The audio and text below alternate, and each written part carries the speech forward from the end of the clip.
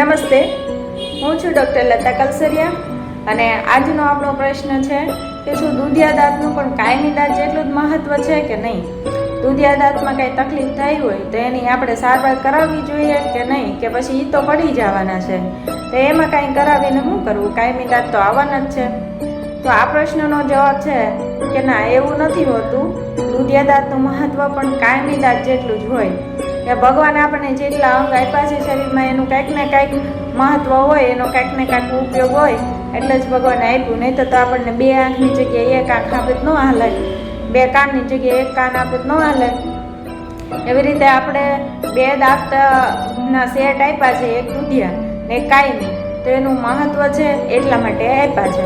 હવે મહત્ત્વ શું છે એ હું તમને સમજાવીશ. પહેલું મહત્ત્વ તો એ છે કે નાના બાળકોમાં જડબાની સાઈઝ નાની હોય, મોટા જેમ જેમ થાય એમ જડબાની સાઈઝ ઘણી બધી વધી જાય. હવે નાના સેટ હોય દાંતના, બરાબર, એ નાના જડબામાં હમાય. પહેલેથી જ કાયમી દાંત આપી દે તો નાના એવા જડબામાં બહુ મોટા દાંત ક્યાંથી હમાય? બરાબર, એટલે નાના દાંત જ આપવા પડે. પછી જડબું મોટું થાય તો પછી નાના દાંત કામ ન આપે. મોટા જડબામાં તો મોટા દાંત જોશે તો જ આપણે ચવાશે વ્યવસ્થિત. મોટા હોય એટલે વધારે જમીએ, તો એમાં નાના દાંતથી તો વધારે પડતું જમી ન શકાય. એટલે ભગવાને આપણને 2 સેટ આપ્યા, બરાબર.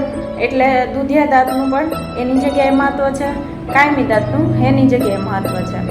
અને બીજી વાત હવે એ કે દૂધિયા દાંતમાં ધારો કે રસી થયા, કંઈ હળો થયો, બરાબર, તો કાયમી દાંતની પણ એમાં અસર થવાની શક્યતા ખૂબ વધી જાય. એમાંય સડો થઈ શકે, એમાંય રસી થઈ શકે, કારણ કે દૂધિયા દાંતમાંથી ઇન્ફેક્શન કાયમી દાંતમાં ફેલે.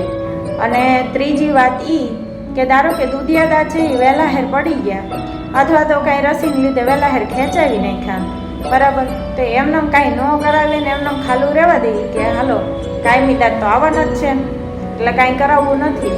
ના, એવું નથી. એનાથી શું નુકસાન થાય? તો કાયમી દાંત છે ને એ એક તો મોઢા ઉગે, અને બીજી વાત એ કે કાયમી દાંત છે એ વાંકાચૂકા આવવાની શક્યતા ખૂબ જ વધી જાય. એટલે કાયમી દાંતનું પણ જેટલું મહત્ત્વ છે એટલું જ દૂધિયા દાંતનું છે. એટલે આ વસ્તુને ધ્યાનમાં રાખવાની છે. આભાર. જય શ્રી કૃષ્ણ.